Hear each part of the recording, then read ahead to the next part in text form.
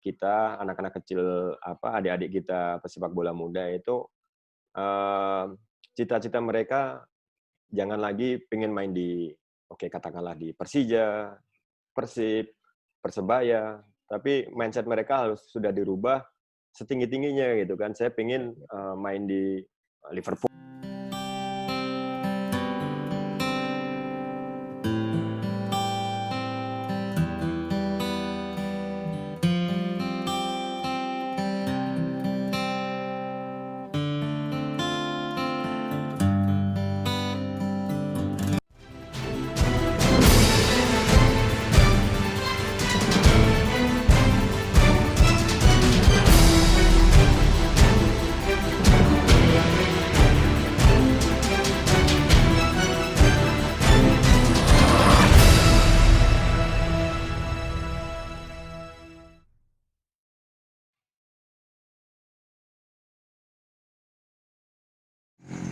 Five, four, three, two, one, kamera roll on. Halo Sobat ID semua, apa kabar dimanapun berada? Assalamualaikum, salam sejahtera bagi kita semua. Ya, senang sekali Coach ID pada pagi hari ini berjumpa kembali dengan Sobat ID semua di channel The One and Only Coach ID Channel. Bagaimana kabar para Sobat ID semua? Mudah-mudahan sehat selalu, tetap beraktivitas dan berolahraga demi menjaga imunitas tubuh di masa pandemi ini. Baiklah, pada video kali ini Coach ID memberikan informasi yang berbeda dengan sebelumnya. Ya, pada video kali ini Coach ID akan menampilkan wawancara eksklusif dengan salah satu legend timnas sepak bola Indonesia yang telah mengharumkan nama Indonesia di berbagai kancah nasional dan internasional. Siapa lagi kalau bukan Kurniawan Dwi Julianto. Yeay, let's check this out.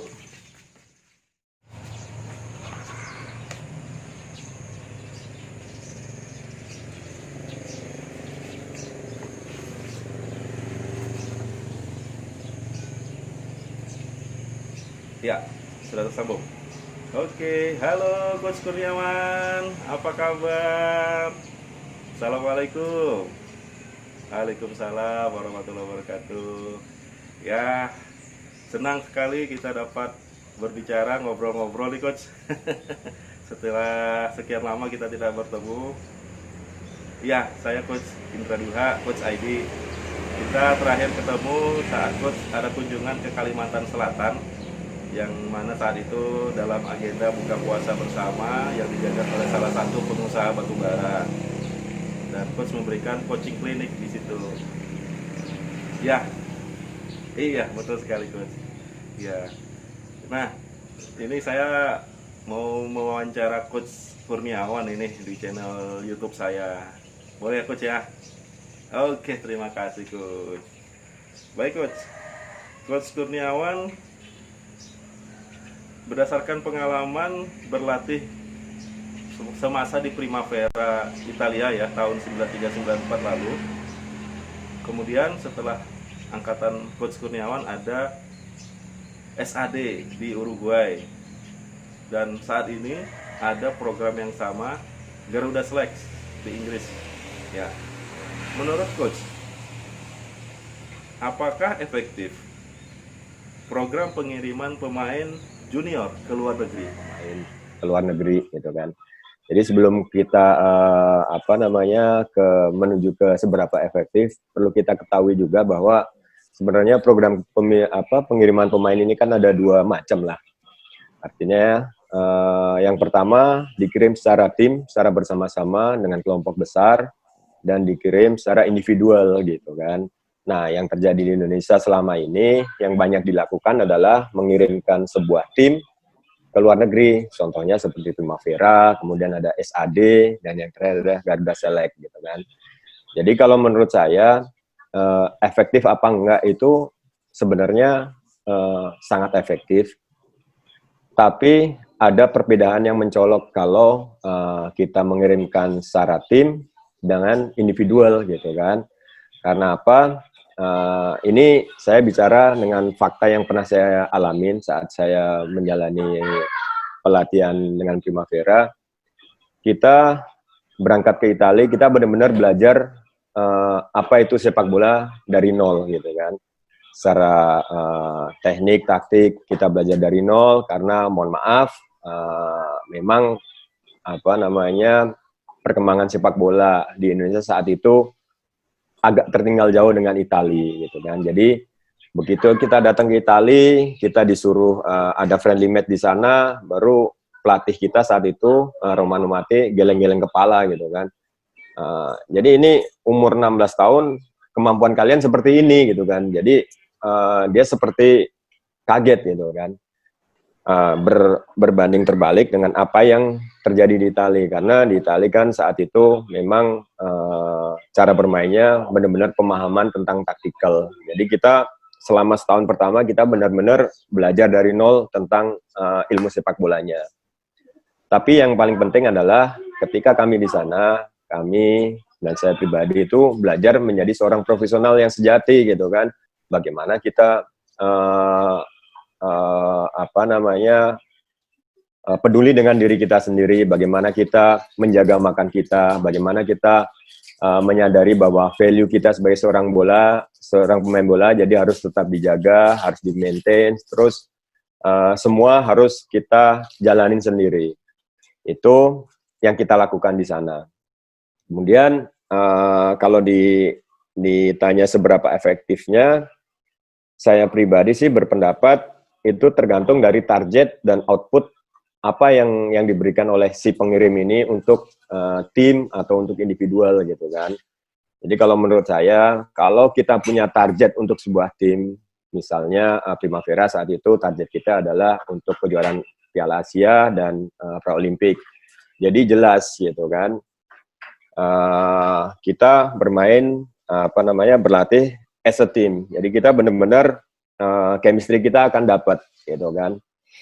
Nah, itu pun kalau menurut saya juga harus digarisbawahi, kalau kita mengirim tim ke luar negeri tentunya tidak merendahkan pelatih yang ada di Indonesia. Tentunya harus head coach-nya dari pelatihnya dari negara tersebut yang memang kualitasnya di atas para pelatih kita, sehingga dia bisa memberikan ilmu yang baru untuk persepak bolaan kita, kemudian bisa mentransfer ilmu sepak bola ke pelatih kita yang ikut ke sana, dan yang paling penting apa yang menjadi filosofi pelatih ini benar-benar bisa ditularkan ke para pemain.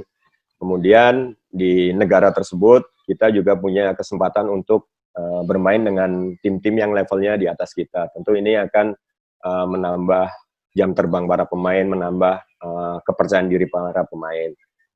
Tapi yang menjadi perbedaan kalau kita mengirim pemain secara individual ke luar, dan ini saya pernah merasakan saat saya bermain di FC Lusen, di mana saya harus hidup sendiri. Ini menurut saya lebih efektif. Karena apa? Karena saat kita sendirian di negara orang, kita harus benar-benar kuat, harus benar-benar menjalani semua, mengatasi semua segala tekanan itu sendiri gitu kan. Dan menurut saya untuk pesepak bola di Indonesia akan lebih efektif kalau kita mengirim pemain secara individual. Jadi si A kirim ke negara mana, si A, si B kirim ke negara mana, karena selain ilmu sepak bolanya dapat, tentu mentalnya lebih dapat, karena dia dituntut untuk mengatasi segala pressure atau tekanan itu sendiri gitu kan. Bagaimana dia harus mengatur jadwal makan sendiri, harus mengatur jadwal istirahat sendiri, terus mengatasi permasalahan saat latihan sendiri, kemudian mengatur menu makanan sendiri. Dan ini kalau menurut saya akan lebih tough, lebih kuat para pemain yang dikirim secara individual daripada secara tim. Walaupun kalau secara tim memang banyak banyak belajar juga. Tapi permasalahannya adalah kita waktu saya di Italia juga, kita belajar di Italia, tapi kita berkumpul dengan para pemain Indonesia. Jadi memang banyak belajar, tapi karena kita ngumpulnya dengan pemain Indonesia, jadi kita tidak sekuat kalau kita hidup sendiri di luar negeri. Jadi kurang lebih seperti itu. Oh, begitu. Jadi menurut Coach Kurniawan, lebih baik mengirim keluar talenta-talenta muda kita secara individu atau secara tim ya? Ya, jadi menurut hemat saya sih lebih baik untuk mengirimkan para pemain-pemain yang bertalenta ini secara individual. Karena selain ilmu sepak bolanya mereka belajar, tentunya secara mental, secara personal, dia bisa lebih kuat lah. Karena kalau apalagi kalau misalnya mengirim tim ke luar negeri dengan pelatihnya murni dari Indonesia, tidak ada pelatih dari negara tersebut.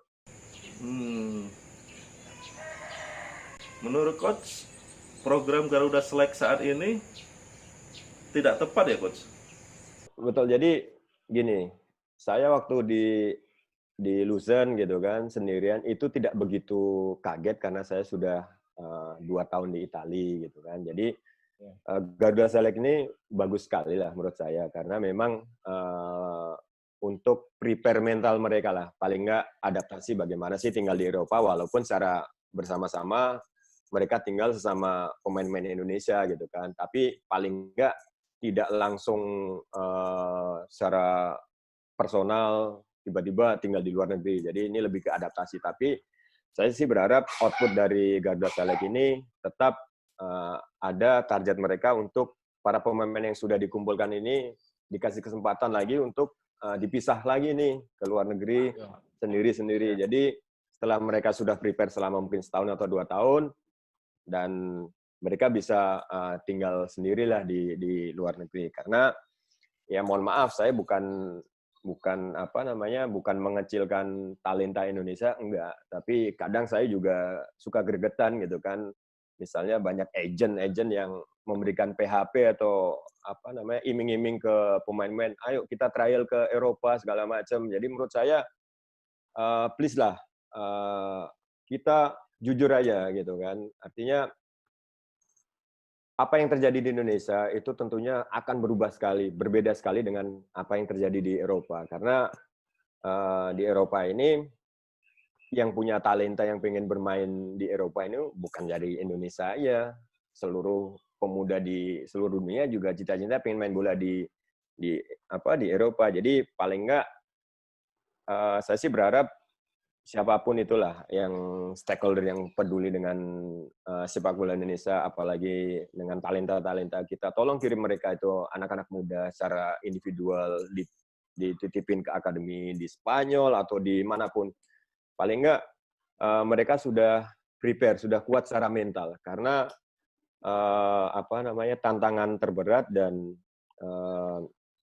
hambatan yang terberat saat bermain di Eropa itu bukan masalah kita capek, bukan masalah ilmu sepak bola, karena kalau ilmu sepak bola itu bisa dipelajari gitu kan. Karena jujur kalau talenta Indonesia itu nggak akan ada matinya gitu kan. Cuman kan talenta aja nggak cukup gitu kan.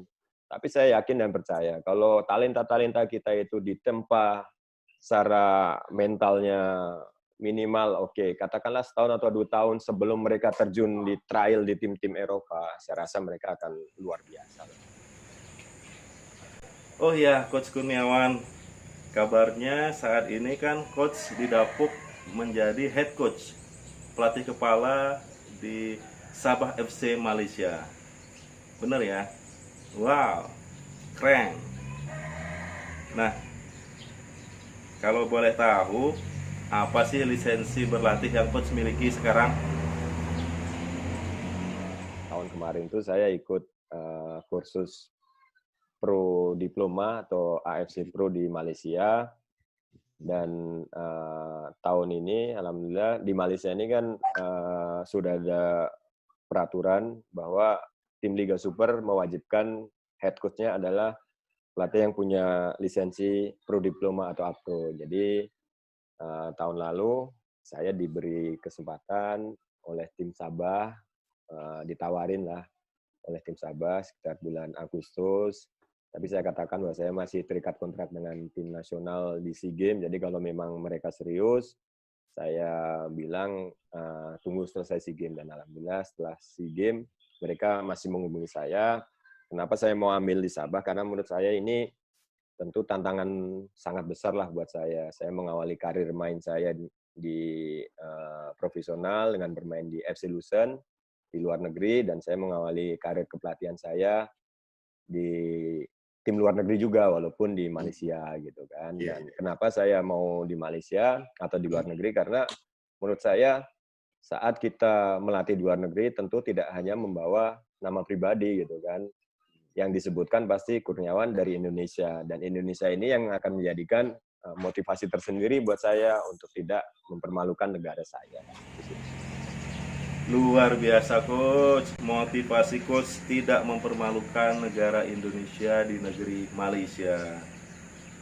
Kembali ke masalah Primavera, apa benar coach dahulu di masa Primavera coach pernah bermasalah dengan salah satu pengurus PSSI di Italia?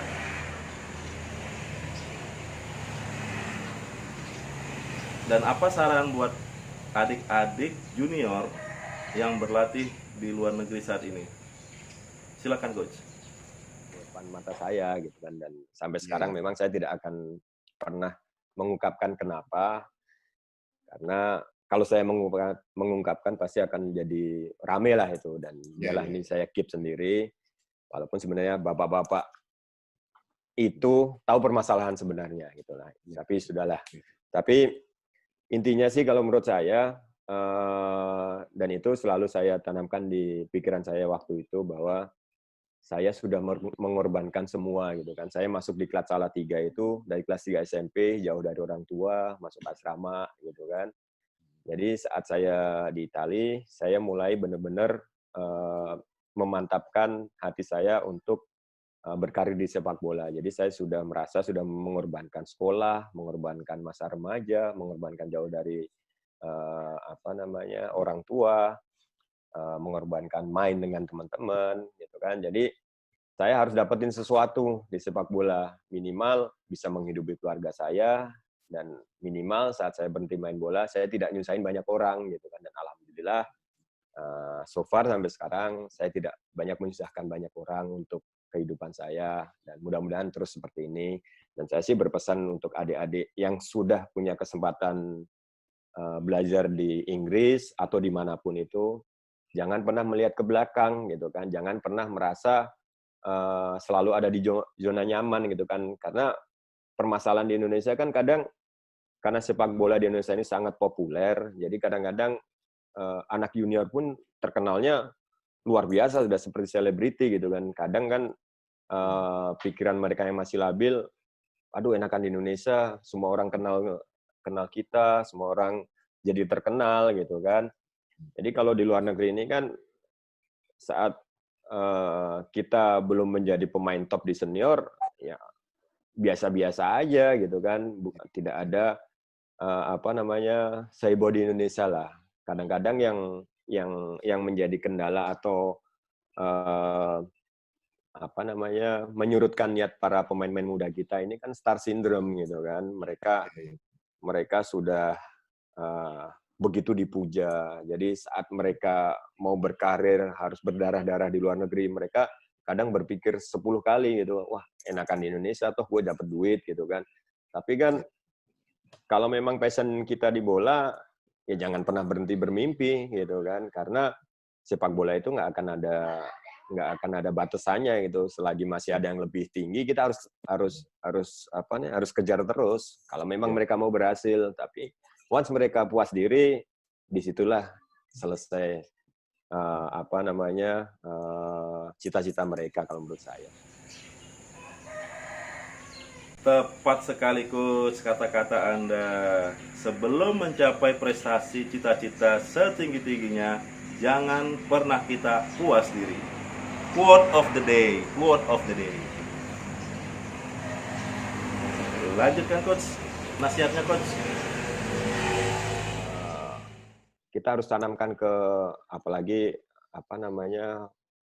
anak muda usia dini kan otaknya memorinya kan masih kosong gitu kan. Jadi apa yang masuk pertama itu kan akan selalu diingat. Jadi saya sih berharap anak-anak kita, anak-anak kecil adik-adik kita pesepak bola muda itu cita-cita mereka jangan lagi pengen main di katakanlah di Persija, Persib, Persebaya, tapi mindset mereka harus sudah dirubah setinggi-tingginya gitu kan. Saya pengen main di Liverpool atau mana lah gitu kan. Jadi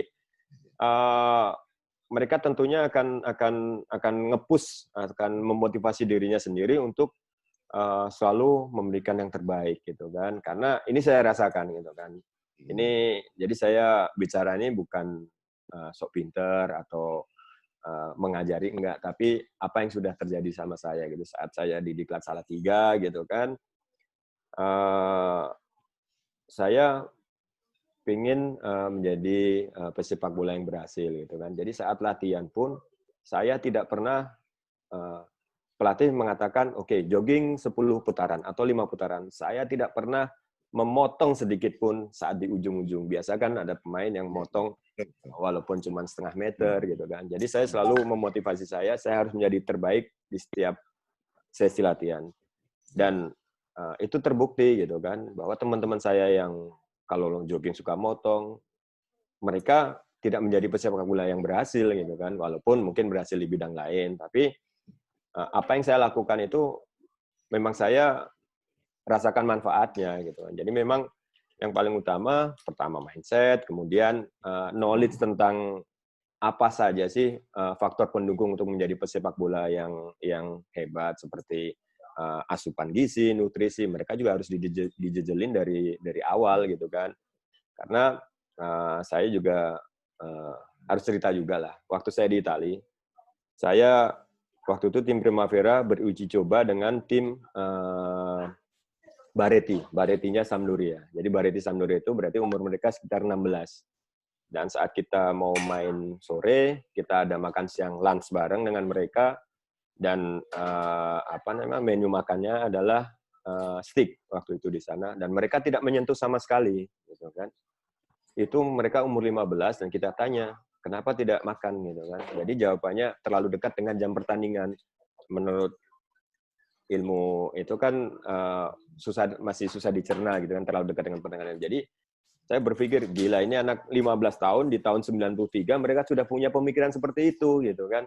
Jadi mereka sadar betul bahwa value mereka di sepak bola, jadi apapun faktor penunjang untuk meningkatkan performa mereka akan jalanin gitu kan. Itu yang harus menjadi PR pekerjaan rumah buat kita semua stakeholder sepak bola di Indonesia, bahwa sepak bola tidak hanya sekedar teknik dan taktik, tidak sekedar fisik, tapi banyak faktor penunjang yang harus kita seriusin juga gitu kan. Karena ya mohon maaf, saya harus akui bahwa knowledge tentang ilmu seperti ini untuk pesepak bola masih minim sekali. Bahkan di level senior pun masalah makan kadang masih diingetin gitu kan, bukan kesadaran dari mereka sendiri. Dan ini memang ya kita bermimpi boleh, tapi mimpi aja tanpa ada realisasi untuk mewujudkan mimpi itu sia-sia juga gitu kan. Jadi memang pekerjaan rumah yang cukup berat lah buat kita semua para stakeholder sepak bola sih. Ya. Iya ya. Pekerjaan berat buat stakeholder sepak bola Indonesia. Kalau di Italia, jam makan yang berdekatan dengan jadwal pertandingan itu jam makannya akan dibatalkan. Kalau di Indonesia, nggak tahu deh. Ini benar-benar habit yang kelas dunia, yang patut dicontoh ya coach ya, oleh adik-adik junior kita.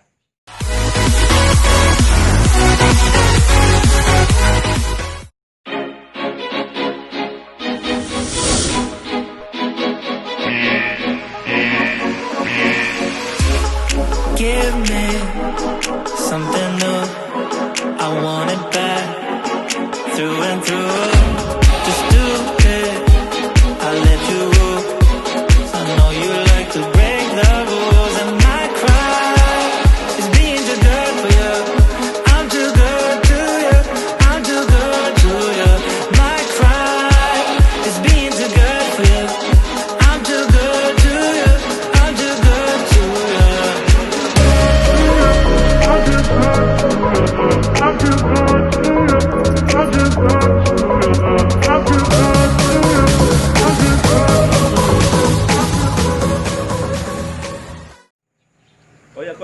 ini tentang timnas senior dan timnas junior kita.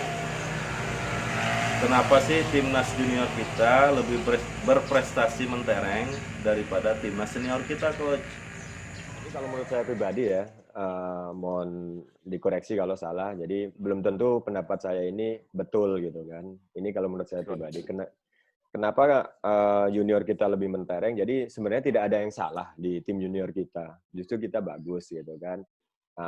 Yang jadi permasalahan kan jembatan antara junior ke seniornya gitu kan. Karena memang di apa namanya di buku panduan FIFA pun sudah dikatakan bahwa jam terbang pemain itu sangat penting gitu kan. Nah, beruntung sekali sekarang sudah ada EPA Elite Pro Academy gitu kan. Jadi memang yang bisa meningkatkan kualitas pemain, bisa mengetahui errornya pemain itu saat mereka bertanding itu jam terbang. Jadi memang kompetisi yang reguler untuk kelompok junior ini sangat diperlukan di negara kita dan memang biayanya memang nggak sedikit, tapi memang itu harus dilakukan gitu kan.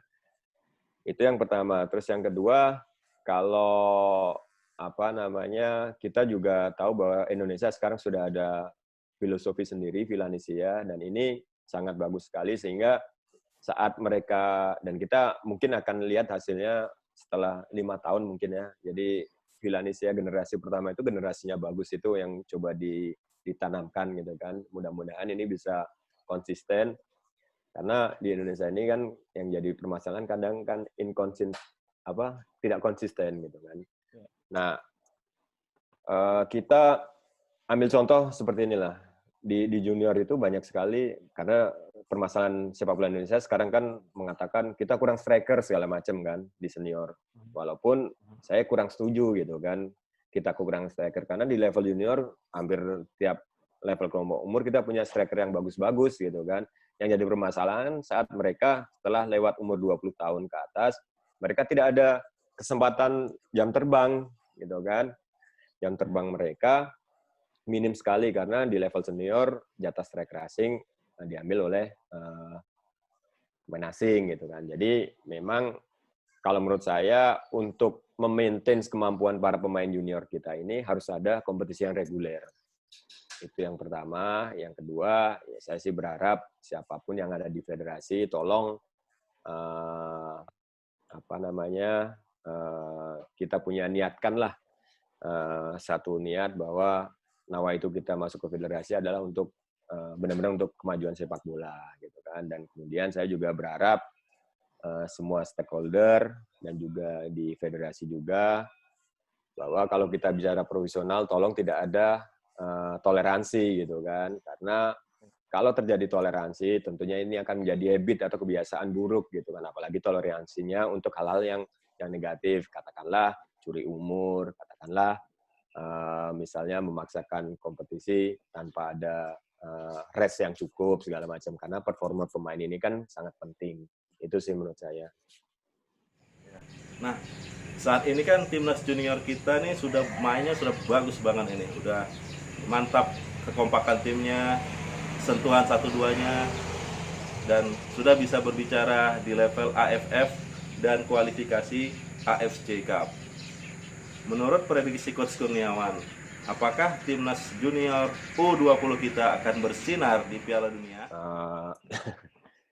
Prediksi sih, saya sih mau realistis saja lah. Artinya, tolong para pemain tidak terbebani dengan target-target dari manapun gitu kan. Tolong ini kesempatan yang sangat langka kita bisa bermain di Piala Dunia. Jadi saya sih berharap para pemain bisa menunjukkan kemampuan maksimal mereka agar mereka juga dilirik oleh tim-tim dari luar gitu kan. Karena yang nonton Piala Dunia ini kan bukan hanya kita gitu kan, hampir semua klub di luar negeri juga akan mencari talenta yang ada di Piala Dunia. Saya sih berharap ada 3-5 pemain yang bisa bermain atau dilirik setelah adanya Piala Dunia ini sih.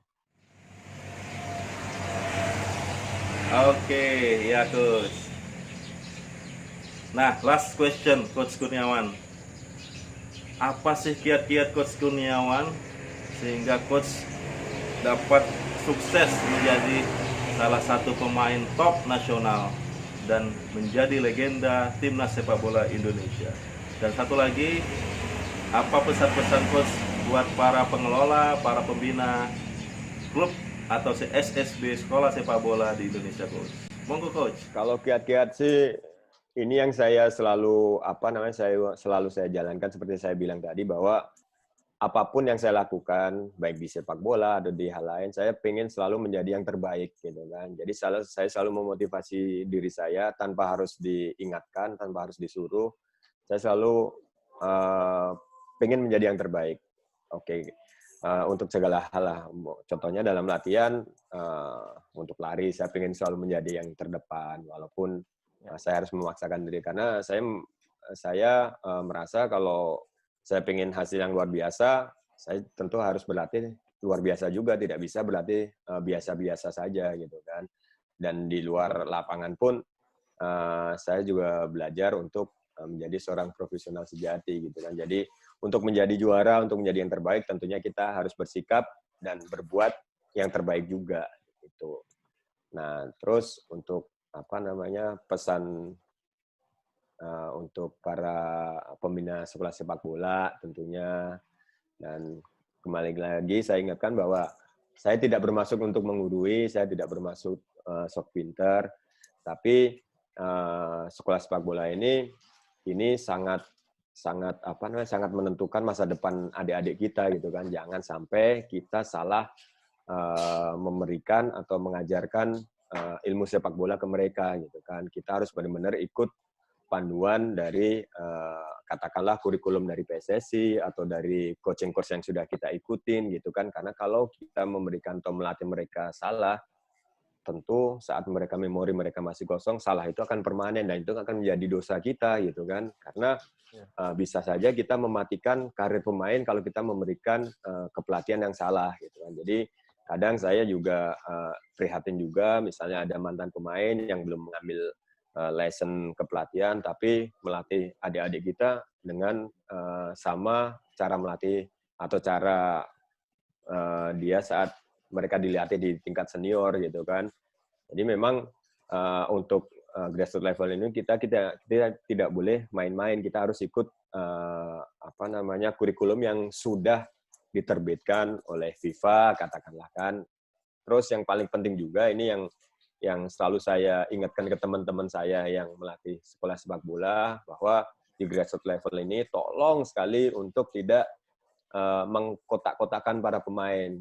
Let's say misalnya si A, oh kamu harus main bek kanan, kamu harus main bek kiri, kamu harus main striker. Jangan, karena mereka saat kita posisikan di satu posisi, tentu kreativitas mereka jadi terbatas, gitu kan. Biarkan mereka bermain di semua posisi sampai pada akhirnya kita bisa menentukan, oh si A ini punya bakat untuk bermain di striker misalnya kan.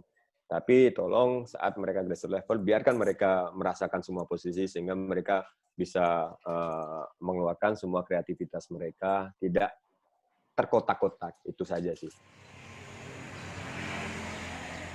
Oke, Coach, terima kasih atas sharing pengalaman, atas saran pendapat dan lain sebagainya. Mudah-mudahan Coach mendapatkan kesuksesan di negeri jiran Malaysia, membawa tim Sabah FC mencapai target yang ditetapkan dan kembali mengharumkan nama Indonesia di luar negeri.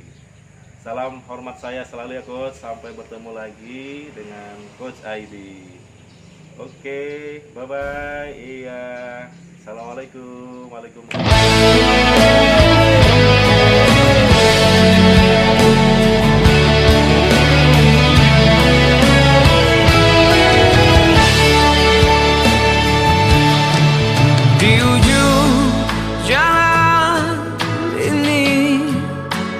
Aku menunggumu, aku menantimu